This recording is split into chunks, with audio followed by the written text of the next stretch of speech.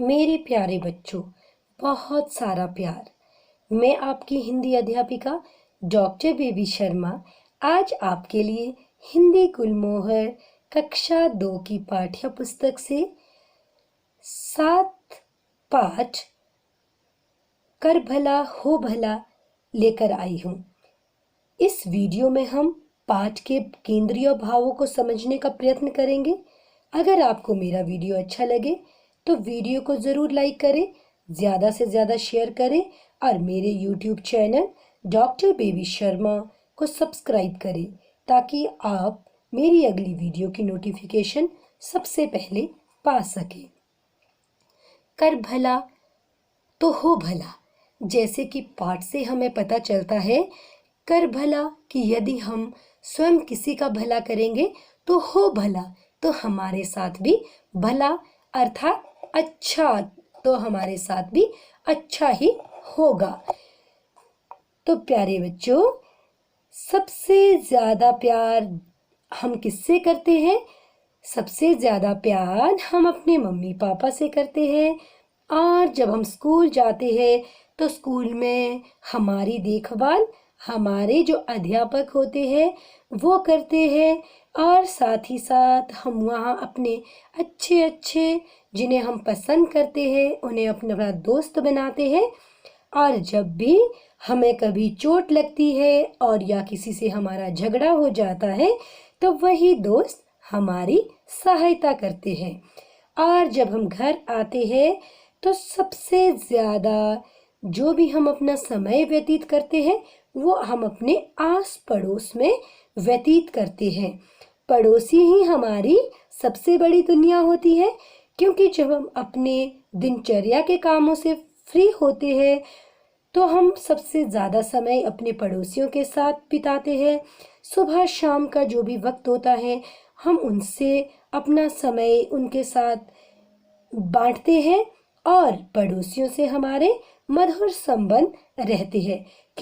क्योंकि हम परिवार से दूर रहते हैं, वहाँ घर में हमारे दोस्त हमारे साथ नहीं रहते, हमारे भाई बहन जो हमसे दूर रहते हैं, चाचा भतीजे ताए जो भी है वो हमसे दूर रहते हैं, हमारे सगे संबंधी हमसे दूर रहते हैं। एक पड़ोसी ही है जो रात दिन हमारे साथ कंधे से कंधा मिला करके हमारे साथ खड़ा रहता है। तो इससे हमें पता चलता है कि हमें अपने पड़ोसियों से अच्छा व्यवहार करना चाहिए। हमें अपने संबंध पड़ोसियों के साथ बहुत अच्छे रखने चाहिए। और जैसे कहा भी गया है, आप भला तो जग भला, कि यदि हम खुद अच्छे होंगे तो आस पड़ोस भी हमारा अच्छा होगा। इसी विषय पर पूरे का पूरा पाठ आधारित है। पाठ 7 पेज ऑन 46। कर भला तो हो भला। नदी के किनारे एक घना वृक्ष था। उस पर बहुत सारे पक्षी अपने अपने घोंसले में अपने बच्चों के साथ रहते थे।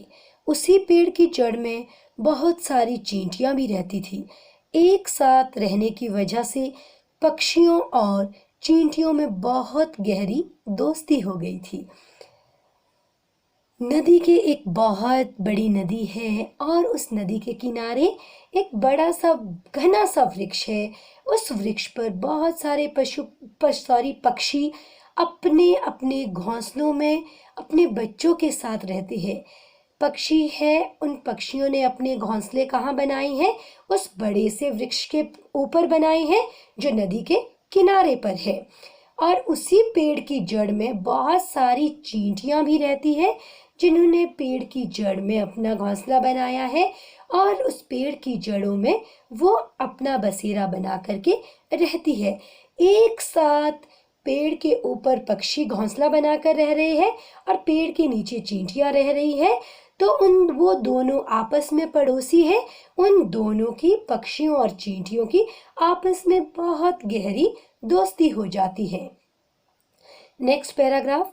एक दिन शाम को चींटी का एक बच्चा अचानक नदी में गिर गया।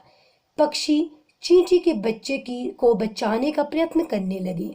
उन्होंने चींटी के बच्चे से कहा, दोस्त हिम्मत मत हारना, हम सब तुम्हारे साथ हैं।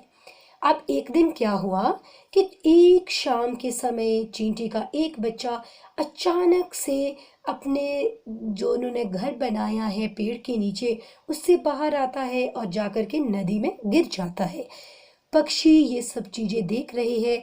जब पक्षी चींटी के बच्चे को गिरते देखते हैं तो उन्हें दुख होता है और वो चींटी के बच्चे को बचाने का प्रयत्न का अर्थ होता है कोशिश कोशिश करते हैं। उन्होंने चींटी के बच्चे से कहा कि दोस्त दोस्त वो इसलिए कह रहे हैं क्योंकि वो आपस में पड़ोसी है और एक दूसरे की इज्जत करते हैं, एक दूसरे से प्यार करते हैं।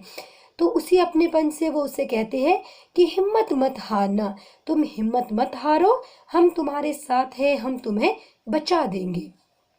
Next paragraph.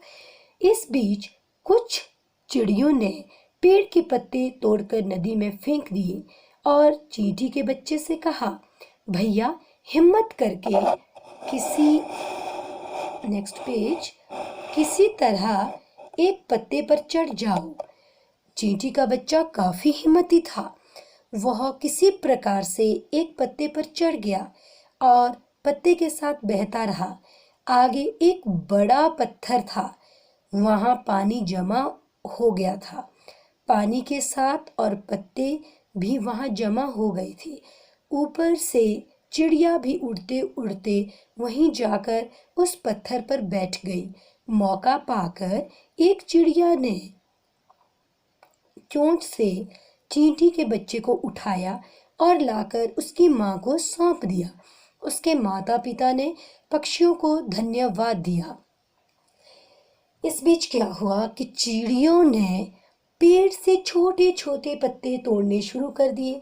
वो जाकर के उस पेड़ पर गई, अपने चोंच से छोटे पत्ते तोड़े और उन पत्तों को चींटी के बच्चे के सामने फेंक दिया और चींटी के बच्चे से कहा कि भैया तुम कोशिश करो और इन पत्तों पर चढ़ जाओ। चींटी का बच्चा भी बहुत हिम्मती था, मरता क्या ना करता। उसे पता है अगर वो इस पर नहीं चढ़ेगा तो पानी का बहाव उसे ले जाएगा और उसकी मृत्यु हो जाएगी। उसने अपनी जान बचाने के लिए मुशक्कत की और वो उस पत्ते पर चढ़ गया। हिम्मत के साथ जब पत्ते पर चढ़ गया, पानी का बहाव पत्ते को आगे आगे बहाता ले गया और चिड़ियों ने जो बहुत सारे पत्ते पानी के बीच डाले थे वो पत्ते भी उस बच्चा जो चींटी का बच्चा है जिस पर वो चढ़ा हुआ है और वो पत्ते भी उसके साथ बहते गए और ऊपर से जो चिड़िया है वो भी उड़ते उड़ते पत्तों के साथ बहती बहती, पत्ते नीचे नदी में बह रहे हैं, चिड़िया नदी उन पत्तों के साथ ऊपर से उड़ रही है। वो उतनी ही आगे तक उड़ती जाती है जितना पानी का बहाव पत्ता ले जाता है और चिड़िया जब देखती है कि थोड़े दूर जाकर के सारे पत्ते थोड़ा घुमावदार जगह में इकट्ठे होने लग रहे हैं, जैसे ही पत्ते ठहराव लेते हैं एक जगह पानी इकट्ठा होने लगता है और वो पत्ते वहीं ठहरने लगते हैं। चिड़िया मौका पाकर उड़ती है और चोंच में चींटी के छोटे बच्चे को उठाती है और उठा करके उस बच्चे को माँ बाप के पास ले जाती है। वो माँ बाप जो उस पेड़ के नीचे अभी दुख मना रहे थे कि उनका बच्चा पानी बहा कर ले गया है, शायद वो नहीं बच पाएगा, परंतु पड़ोसियों की सहायता चिड़िया ने की और उसके बच्चे को बचा दिया। Next paragraph. इस घटना को हुए काफी दिन बीत गए। एक दिन एक शिकारी दलबल के साथ नदी में पानी पीने आया। तभी उसकी दृष्टि पेड़ पर पड़ी। चिड़ियों के कई घोंसले देखकर उसने अपने साथियों से कहा, तुम लोग यहीं रुको, आज इन पक्षियों और इनके अंडों से हम सबकी दावत हो जाएगी। इस घटना को घट करके बहुत दिन हो चुके थे। चिड़िया ने किस तरह से चींटी की मदद की थी उन्हें ये ज्ञात था और आज के बहुत दिनों के बाद आज क्या घटित होता है कि एक शिकारी अपने दल बल के साथ अपने दोस्तों के साथ उस नदी के किनारे पानी पीने आता है। दृष्टि नजर को कहते हैं। तभी उसकी दृष्टि पेड़ पर पड़ती है, शिकारी की नजर पेड़ पर पड़ती है और चिड़ियों के कई घोंसले देखकर उसने अपने साथियों से क्या कहता है शिकारी कि तुम लोग यहीं रुक जाओ, आज हम पक्षियों और इनके अंडों से अपनी दावत बनाएंगे, हम पार्टी करेंगे, हम अच्छा सा भोजन करेंगे। किससे? जो ये पक्षियों के अंडे और पक्षी मुझे पेड़ पर दिख रहे हैं, हम उनसे अपनी दावत करेंगे। Next paragraph. इतना कहकर वह पेड़ पर चढ़ने लगा। उसकी यह बात पेड़ की जड़ों में रहने वाली चींटियों ने सुन ली। उन्होंने आपस में निर्णय लिया कि पक्षियों की रक्षा करनी चाहिए। ऐसा सोचकर उन लोगों ने शिकारी पर हमला बोल दिया। अब क्या हुआ, इतना जो शिकारी अपने दोस्तों से ये बातें कर रहा है और जब वो पेड़ पर चढ़ने लगता है तो चींटियां जो उस पेड़ की जड़ों में रहती है, उन्होंने ये सारी बातें सुन ली है। उनको पता है कि उनके बच्चे की जान इन्हीं पक्षियों ने बचाई थी। वो एहसान मानती है पक्षियों का और उन चिड़ियाओं का, और इसी कारण से वो निर्णय का शाब्दिक अर्थ होता है फैसला। वो फैसला करती है कि हमें अपने पड़ोसियों की, जो उनकी पक्षी है, उन पड़ोसियों की रक्षा करनी चाहिए। ऐसा सोचकर उन लोगों ने उस शिकारी पर हमला कर दिया, उस शिकारी पर धावा बोल दिया। Now turn your page.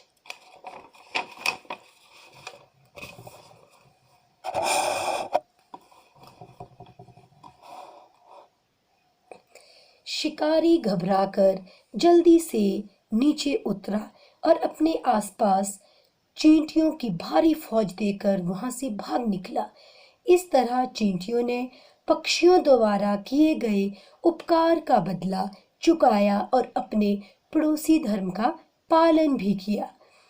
उपकार क्या होता है? भलाई। शिकारी घबरा कर जल्दी से नीचे उतरा। क्यों उतरा? क्योंकि शिकारी पर उन चींटियों ने हमला बोल दिया था। सारे की सारी चींटियां शिकारी के जिस्म पर चढ़ गई और उन्होंने उसको काटना शुरू कर दिया।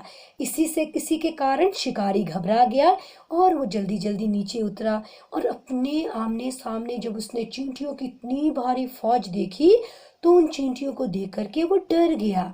और क्यों डर गया? क्योंकि चींटी, कहा जाता है कि चींटी अगर हाथी की सूंड में पहुंच जाए और हाथी को की सूंड को काट दे तो हाथी की भी नानी याद दिला देती है। ये तो एक शिकारी है, हाथी जैसे जानवर को भी वो उसके छक्के छुड़ा देती है। शिकारी तो एक शिकारी है, आम इंसान है। वो इन्हें देख करके डर गया और वहां से भाग निकला। इसी तरह से चींटियों ने पक्षियों ने जो उनके बच्चे को बचा करके उनकी जो भलाई की थी, उपकार का मतलब है भलाई, जो उनकी भलाई की थी, उसी भलाई का बदला, पड़ोसी धर्म का पालन उन्होंने अभी अच्छी तरह से उनकी जान, उनके बच्चों की जान, उनके घोंसले बचाकर कर दी।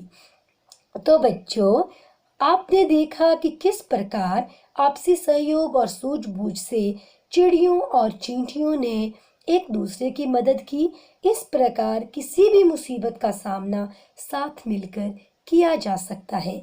अब लेखक इसमें क्या कहना चाहता है, क्या संदेश देना चाहता है कि प्यारे बच्चों, इसी तरह से, जिस तरह से चींटी ने अपने पड़ोसी धर्म का पालन किया, अपने पड़ोसी की सहायता की, अपने सूझबूझ और दिमाग का इस्तेमाल करके मुसीबत से उन चिड़ियों को और उनके बच्चों को बचाया, इसी तरह से हमें आस पड़ोस में कभी भी किसी से झगड़ा नहीं करना चाहिए, एक दूसरे की सहायता करनी चाहिए।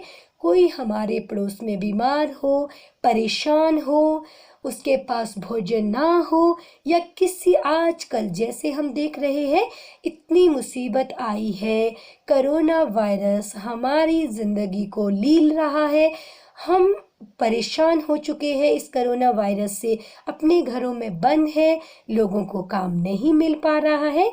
यदि हम किसी को भोजन करवाने में, अपने आस पड़ोस में यदि हम देखते हैं कि हमारे पड़ोस में कोई भूखा है, किसी के पास कपड़े नहीं है, किसी के पास ज़रूरत है, किसी भी तरह की अगर हमसे बन पड़े, तो हमें पड़ोसियों की मदद करनी चाहिए, उनसे अच्छा व्यवहार करना चाहिए और हमेशा मिलजुल कर रहना चाहिए।